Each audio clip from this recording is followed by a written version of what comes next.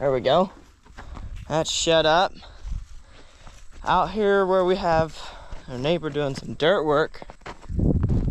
It's looking pretty nice. I don't think they're quite finished yet, but they're getting there. Hi, Cream. Hi, Cream. How was it? Don't worry, you're just shut in for a couple hours.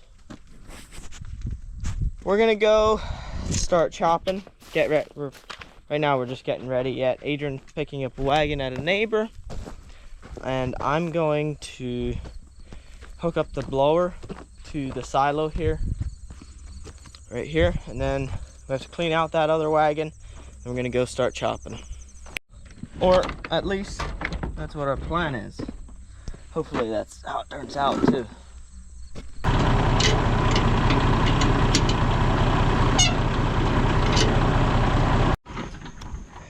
Adrian just got done purging that. I blew it out a little bit ago. He ran it, make sure everything's cleaned out nice, because the neighbor's not organic and we are. Whenever a piece of equipment that we use or somebody uses for us on our farm that has been used for conventional corn or whatever other crop, conventional crop, right before, has to be cleaned out every time. Even not for our buffer strips that we mow with our disc bind, we have to clean out our disc bind after we do that because of all the certifications. To be certified, you have to do that. If you don't do that and they catch you, then you could lose your certification, from what I understand.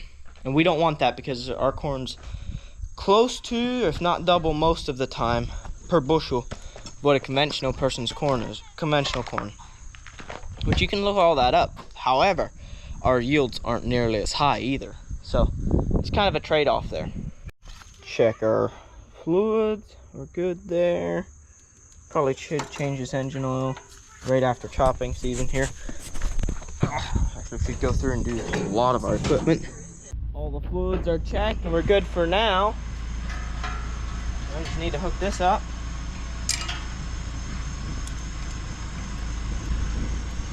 There. It's time to go do some chopping.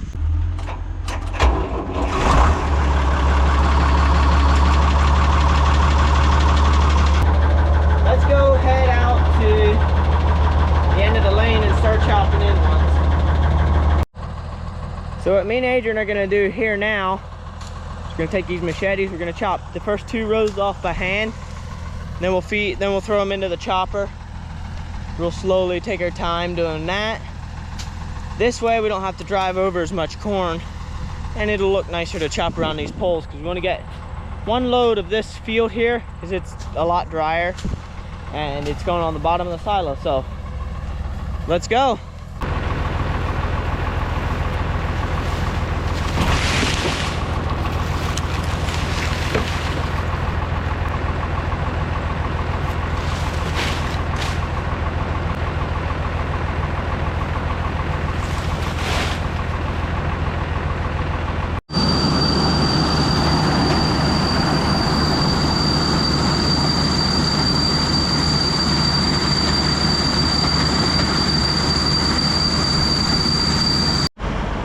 Got the first load chopped.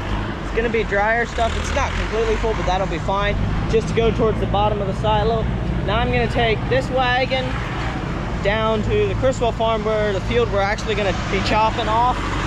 And we're gonna go open up that field next. So, should be fun. Here we go. Down here now where we're gonna take the silage actually off. It's gonna be right here behind the new equipment shed, right beside the road. So I'm gonna step it off. See how many rows or how many steps there are. Then I'll go about half that.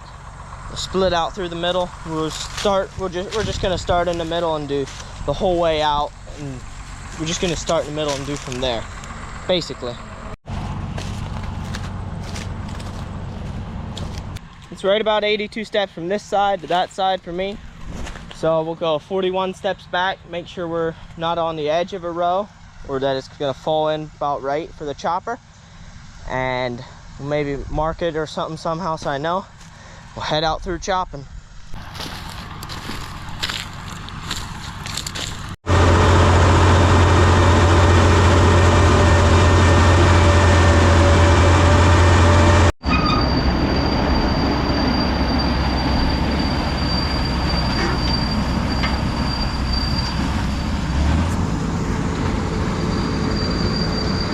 and Dad had a little bit of a misunderstanding. He wanted the field split right behind the equipment shed here. I split it in the middle from the road to the shed. So he wants to split this section, or this part. He'll split that and go from the inside out. Adrian's got the first load out of this field. He's gonna go take it to my grandpa to say, hey, check this out, what do you think of it? Should we push hard to get it in the silo or not yet? I would say it's just a hair wet yet. It's hardly milk lining, which is basically just drying out. Milk line is, or how much of the kernel is dried out. So I think it'd make really good feed, but I think it'd really juice too. With an upright silo, you don't really want it to juice out that much, which if you don't know what that means it's wet, and not so wet that moisture, there's so much moisture in the corn that it squeezes out, and it squeezes juice out, and then it's very acidic. We actually have a what do you call it, like a ditch in our concrete from it, where it, from a couple years of having real wet corn, where it juiced out, and it just ate away the concrete there. Looks like most of the equipment's here except for the plows now. They brought it home over the weekend. I wasn't home over the weekend. So, yeah, the shed's filling up. Figured. Since we parked the 7080 Atlas here, right in the way where we need to chop, and the batteries are flat dead, and we've had the trucks trying to jump them for, I don't know, 20 minutes probably. Trying to start it every 10. No, it's been probably 30 minutes. Trying to start it every 5 to 10 minutes. It just doesn't work. So we're gonna do this a different way. We're gonna hook it to the 399 and try to lift it, get that out of the ground, and then tow the tractor out of the way, since we can't start it any other way. That's gonna go chop load number 4. Adrian's gonna unload number 3. Unload load number 3. I'm gonna go in and eat supper, and then I'll take over for Dad after that. That load number 4 going in.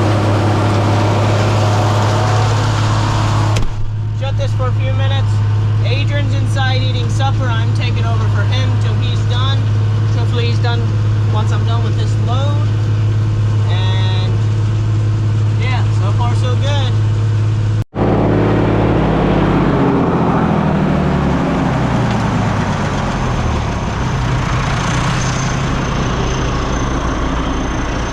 As I let that spool down, because I need to switch the lever for the gooseneck up in the silo,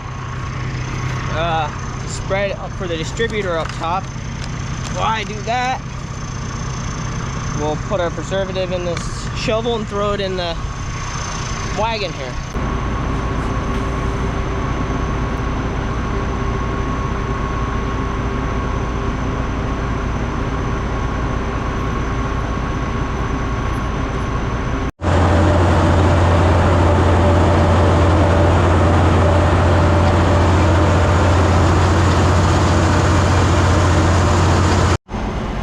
Well, that's about as full as I've ever made a wagon. I had to keep running the gooseneck here back and forth up there, just back and forth up in there, so that way it wouldn't overfill. It's probably kind of too full, but it'll be fine. It'll be unloaded right away tonight. Well, that's gonna stop us for the night. Tie rod end snapped off. Almost looks like it was broke a little bit before, but we'll take it off and then see what it, we'll take it off once and see what it, see if it was or not. But yeah, it's not quite dark yet, so we could have kept going another couple times. This would have been the 9th load, I think, so silo's almost half full, so another good day of chopping, we'll be done. Since that tie rod end broke, me and Adrian got suckered into loading tote bags of rye the sow again. Oh well. As soon as we're done with this, Dad and Laverne are gonna help us spin that end off. See what all we need for sure.